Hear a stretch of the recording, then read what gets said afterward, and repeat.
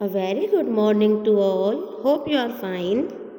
बेटा जैसे कि आप सभी को पता है हम fun with magnet chapter read out कर रहे हैं।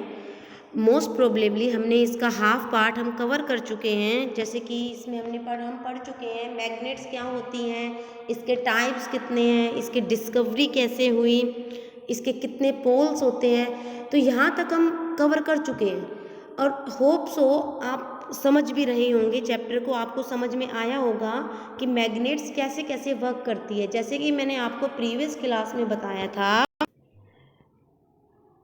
मैग्नेट के 2 पोल्स होते हैं, north pole and south pole. जैसे कि मैं आपको बता चुकी हूँ प्रीवियस क्लास में, मैग्नेट के 2 पोल्स होते हैं, north pole and south pole.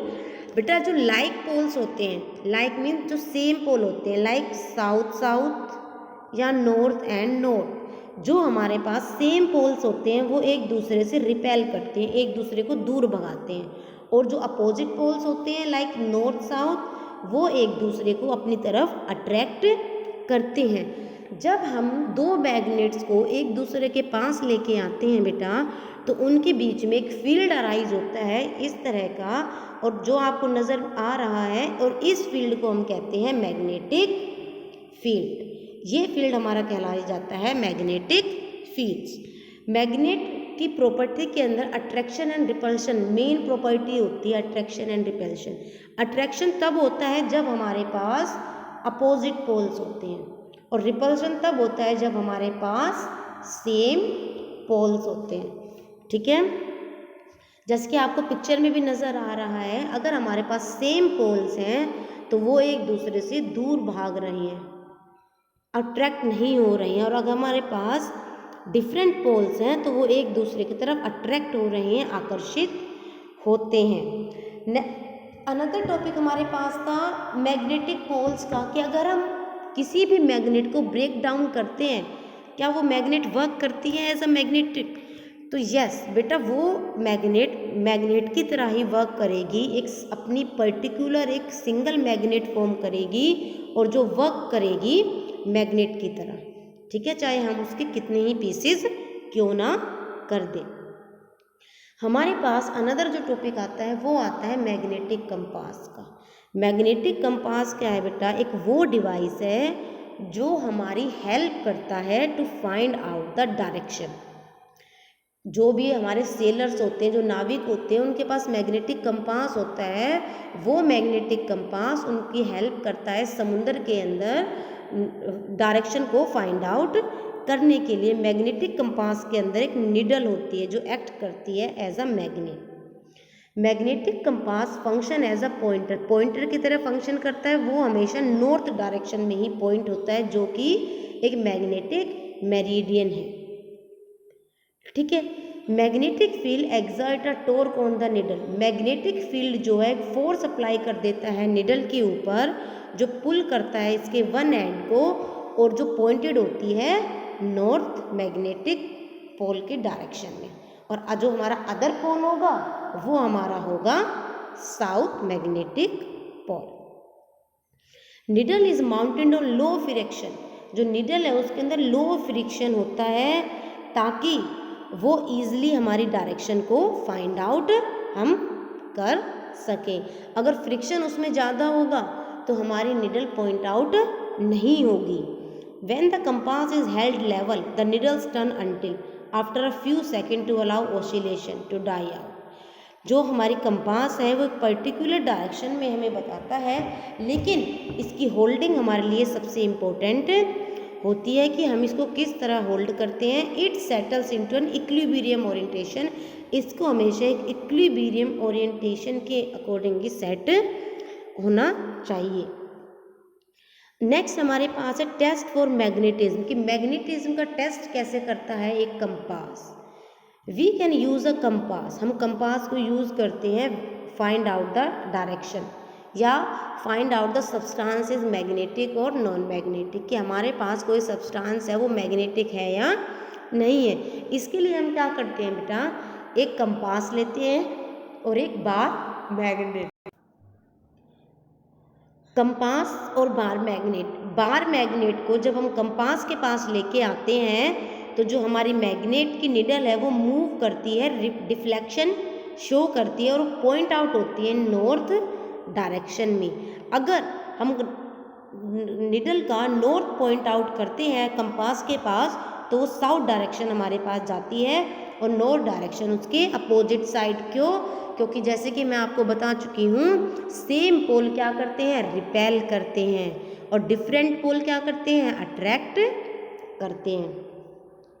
Test for magnetism repulsion. Repulsion phenomena के थ्रू हम कैसे टेस्ट कर सकते हैं मैग्नेटिक प्रॉपर्टी का।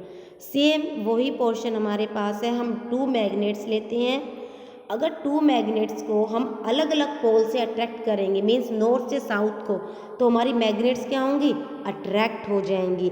अगर हम सेम पोल लेके चलेंगे, south south and north north, तो जो हमारी मैग्नेट है वो एक दूसरे को बैकवर्ड फोर्स अप्लाई करेगी, मीन्स मूव अपार्ट करेगी, फोर्स अप्लाई करेगी उसको रिपेल करने के लिए। वो दोनों एक दूसरे के साथ अट्रैक्ट नहीं होगी और वो रिपेलिंग शो करेगी। ये क्या है बेटा, मैग्नेटिज्म का एक टेस्ट है।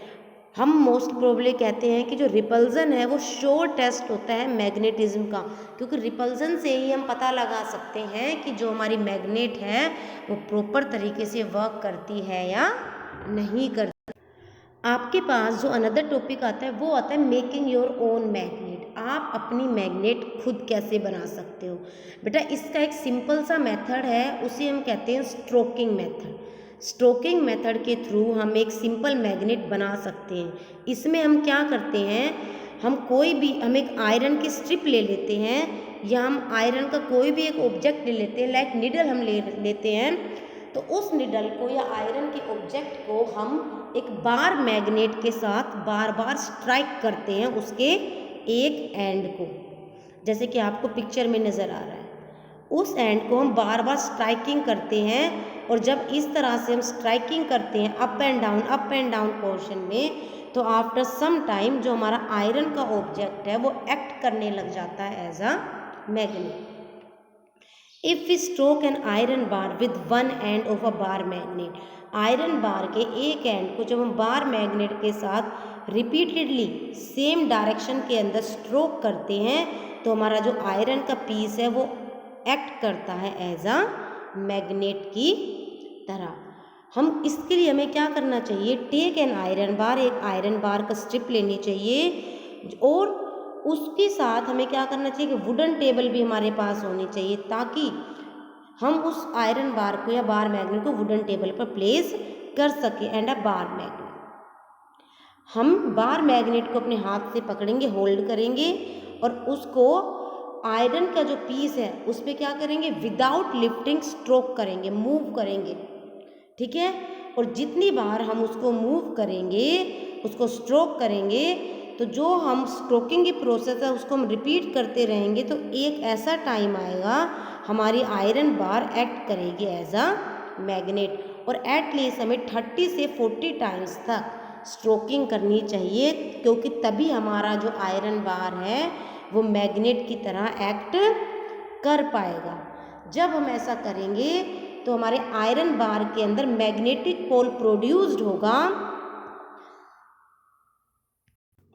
जब हम स्ट्रोकिंग करेंगे आयरन बार की मैग्नेट के साथ, तो जो हमारी मैग्नेट है उसके, हमारा जो आयरन बार है और मैग्नेट है उसके अराउंड एक मैग्नेटिक फील्ड प्रोड्यूस्ड होगा, मैग्नेटिक पोल प्रोड्यूस्ड होगा, और हमारी आयरन बार क्या है, एक मैग्नेट की तरह एक्ट करने लग जाएगी।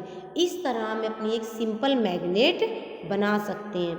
अनदर हमारे पास आती है बेटा इलेक्ट्रोमैग्नेट, कि इलेक्ट्रोमैग्नेट्स कैसे वर्क करती है। इलेक्ट्रोमैग्नेट्स का मेनली जो यूज़ है वो हम हायर लिफ्टिंग जो होती है हमारी हैवी मटेरियल से उनको लिफ्ट करने के लिए यूज़ करते हैं, या हम हॉस्पिटल वगैरह में यूज़ करते हैं।